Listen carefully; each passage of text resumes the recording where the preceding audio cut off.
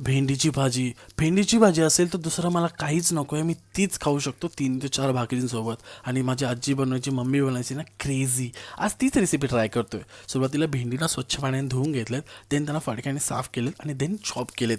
Chop केल्यानंतर ना मी त्यांना एका पॅनवरती ऑइल टाकून फ्राय करून घेणार आहे. आता फ्राय करायला आपण 3 ते 4 मिनटामध्ये प्रॉपर असं फ्राय करून घेणार आहे. पहिल्यांदा फ्राय करून घेतो आहे, कारण काय आहे की थोडं नंतर शिजायला प्रॉपर होईल. देन त्यांचा एक मसाला फ्राय करून झालं. पुन्हा एकदा ऑइल टाकला, जिरा टाकला, जिरा तडफड करून घेतला. ते झाल्याने त्याच्यामध्ये टाकते थोडासा कढीपत्ता. देन टाकतो टेचून घेतलेला लसूण, चॉप केलेला कांदा. लसूण कांदा मस्त प्रॉपर शिजून घेतो 2 ते 3 मिनटामध्ये. आणि देन टाकतो चॉप केलेली मिरची. ही मिक्स करून घेतात. तर याच्यामध्ये फ्लेवर मिरचीचाच ठेवला आहे आपण पूर्ण.